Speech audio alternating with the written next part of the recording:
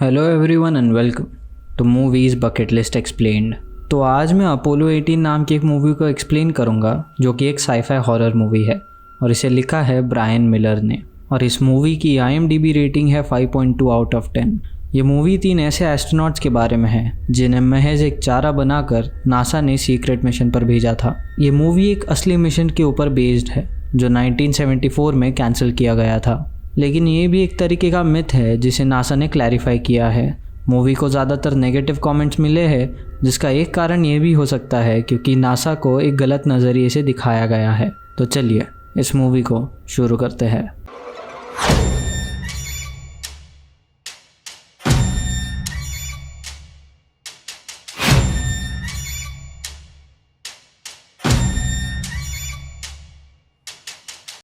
Apollo 18 US के moon पे जाने का एक मिशन होता है जो फाइनेंशियल बजटिंग के कारण कैंसिल हो जाता है। दिसंबर 1977 में उस मिशन पर जाने वाले एस्ट्रोनॉट्स थे नेथन वॉकर, जॉन ग्रे और बेंजामिन एंडरसन। इन एस्ट्रोनॉट्स को डिपार्टमेंट ऑफ डिफेंस के थ्रू एक सीक्रेट मिशन पर भेजा जाता है। असल में ये मिशन विदाउट एस्ट्रोनॉट्स होने वाला था, लेकिन फिर डिसीजन को चेंज कर दिया जाता है। उन एस्ट्रोनॉट्स को उनका मेन मिशन ये बताया जाता है कि उनको चांद से कुछ सैंपल्स लाने हैं जो कि एक्सपेरिमेंटिंग के लिए यूज़ होने वाले हैं। इस बात को सभी एस्ट्रोनॉट्स अपने घर पर नहीं बताते। उनका काम वहाँ बहुत सारे कैमरास को लगाना और सैंपल लाने का था। इसके बाद वो अपने स्पेस शटल में बैठ के मून के ऑर्बिट में पहुँच जाते हैं। अब जॉन, जो कि शिप का कमांडर था, वो शिप के एक मॉड्यूल को जिसका नाम लिबर्टी है उसे रिलीज़ करता है। उनके शिप का एक और मॉड्यूल जिसका नाम लूनर था वो उसके साथ लैंड करते हैं। वो भी मून के डार्क साइड यानी कि साउथ पोल पर जाके सैंपल्स लेने लगते हैं। अपोलो 18 पूरे मिशन का वीडियो रिकॉर्डिंग ले रहा था। नेथन वहाँ सारी चीज़ें सेटअप करता है कि तभी वहाँ स्क्रीन फ्लिकर होने लगती है। एस्ट्रोनॉट्स को लगता है कि वो कोई छोटी सी प्रॉब्लम होगी, इसलिए वो उस पर ज़्यादा ध्यान नहीं देते। वो दूसरे लोकेशन पर जाते हैं और वहाँ भी कैमरास इंस्टॉल करते हैं। वहाँ भी स्क्रीन्स फ्लिकर होने लगती है। फिर वो वहाँ के सैंपल्स इकट्ठा करके जा रहे होते हैं कि तभी क्रेटर के अंदर एक बड़ा सा पत्थर हिलने लगता है। वो दोनों अपने शटल पर वापस आ जाते हैं, जहाँ खाना खाने के बाद उन्हें एक आवाज़ आने लगती है जिसे चेक करने के लिए वो उठते हैं और इस बारे में अर्थ पर भी खबर करते हैं। लेकिन वहाँ के एग्जीक्यूटिव कहते हैं कि वो किसी छोटी रीज़न के कारण हो रहा होगा और उन्हें अब सो जाना चाहिए। अब उनके द्वारा सेट किए गए कैमरास, जिसे सिर्फ अर्थ के एग्जीक्यूटिव्स देख सकते हैं, उन्हें दिखाई देता है कि वही क्रेटर के अंदर का पत्थर और हिलने लगता है। अगली सुबह वो पत्थर अपनी जगह से दूसरी जगह मिलता है, जिसे देख के वो शॉक हो जाते हैं और वहाँ उन्हें कुछ फुटप्रिंट्स भी दिखाई पड़ते हैं। वो सभी फुटप्रिंट्स को फॉलो करते हुए एक रशियन मोबाइल की तरफ आ जाते हैं जो कि उसी क्रेटर के अंदर था। जब वो उस शटल के अंदर जाते हैं तो उन्हें हर तरफ खून मिलता है और दूसरी तरफ उन्हें एक एस्ट्रोनॉट मरा हुआ मिलता है। ऐसा देख वो बहुत डर जाते हैं। उनके मन में कई सवाल उठते हैं जिनके जवाब के लिए वो अर्थ के एग्जीक्यूटिव से तुरंत कांटेक्ट करते हैं। कांटेक्ट करने के बाद उन्हें एग्जीक्यूटिव से यही कहकर छोड़ देता है कि वो इस बारे में कुछ नहीं जानता। अब सभी एस्ट्रोनॉट्स ये समझ जाते हैं कि ज़रूर कुछ ना कुछ बुरा होने वाला है और उनके साथ कुछ गलत किया गया है। और अब इस चीज़ में नासा के पास मून के कई सैंपल्स ऑलरेडी मौजूद थे, जिसके लिए उन्हें इस मिशन की ज़रूरत नहीं होनी चाहिए थी। ये सारी बातें सुनने के बाद अर्थ के कोऑर्डिनेटर्स उन्हें वापस अर्थ पर बुला लेते हैं, क्योंकि वो जानते हैं कि उस रशियन एस्ट्रोनॉट के साथ क्या हुआ था।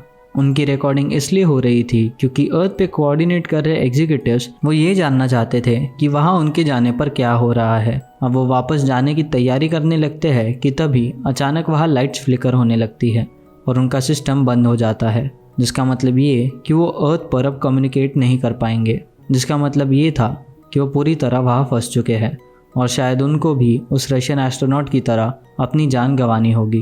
वो जब वहाँ से बाहर देखते हैं तो उन्हें वहाँ पर अपनी मोबाइल भी टूटी दिखती है, जिसे ठीक करने जब वो जाते हैं कि तभी उनके शिप पर एक पत्थर घुस जाता है। वो पत्थर नेथन के शरीर के पास घूमने लगता है और देखते ही देखते नेथन कुछ ही देर में बीमार पड़ने लगता है। उसके बॉडी पर अजीब सा इन्फेक्शन होने लगता है और नेथन की ऐसी हालत देखकर बाकी के दोनों एस्ट्रोनॉट्स भी डर जाते हैं। वो अब डिसाइड करते हैं कि उन्हें अब रशियन के शिप में जाकर वहाँ से निकलना होगा, वरना उनके साथ भी कुछ ऐसा होगा जो नेथन के साथ हो रहा है। वो दोनों नेथन को वहाँ ऐसे मरने की हालत में छोड़ने से इनकार करते हैं और बेन उसे वहाँ से वापस लाने की कोशिश करता है, लेकिन नेथन उन्हें मना करता है और उनको वहाँ से जाने के लिए कहता है क्योंकि उसके बॉडी में अजीब चेंजेस हो रहे थे और ये इन्फेक्शन बहुत बुरी तरह फैल रहा था। ये इन्फेक्शन उन्हें भी हो सकता है, तो इसलिए उनका जाना ही बेहतर होगा। लेकिन बेन नहीं मानता और उसे लेने आता है कि तभी उनका मोबाइल पलट जाता है और उस क्रेटर के सभी पत्थर बेन और जॉन के पीछे आने लगते हैं। नेथन बुरी तरह इन्फेक्ट हो जाता है। अब बेन किसी तरह अपनी जान बचाकर उस रशियन शिप में जाता है और अर्थ से कोऑर्डिनेट करता है, जहां वो एग्जीक्यूटिव्स उन्हें अर्थ पर आने से मना कर देते हैं क्योंकि वो इन्फेक्टेड हो सकते हैं और अर्थ के सभी लोगों की जान को खतरा हो सकता है, और कहते हैं कि हम यहाँ सभी लोगों को ये कहेंगे कि तुम शहीद हुए और एक फाइटर की तरह लड़के मरे। ये बातें सुन बेन बहुत गुस्सा और उदास हो जाता है और वो जॉन को बताता है, तो जॉन उसकी मदद करने का सोचता है। लेकिन वो एग्जीक्यूटिव्स उसे कहते हैं कि अगर वो बेन को लाने की कोशिश करेगा तो वो उसे कांटेक्ट बंद कर देंगे, जिससे वो वापस नहीं आ पाएगा।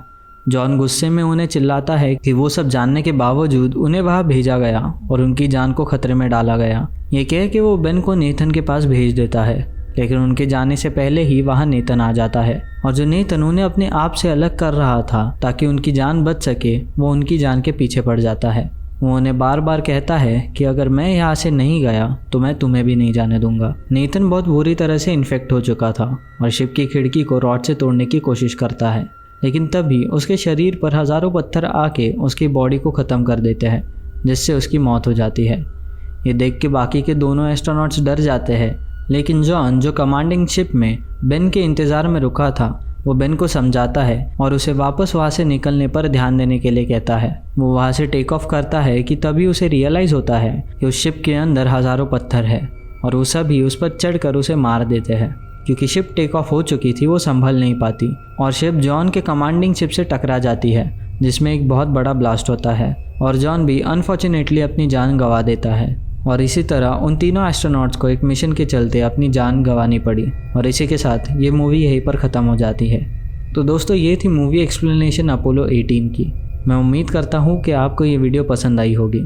अगर आपको ये वीडियो पसंद आती है तो इसे लाइक कर दीजिए, और अगर आप हमारे चैनल पर नए आए हैं तो इसे सब्सक्राइब कर लीजिए। मैं आपसे मिलता हूँ अगले वीडियो के साथ।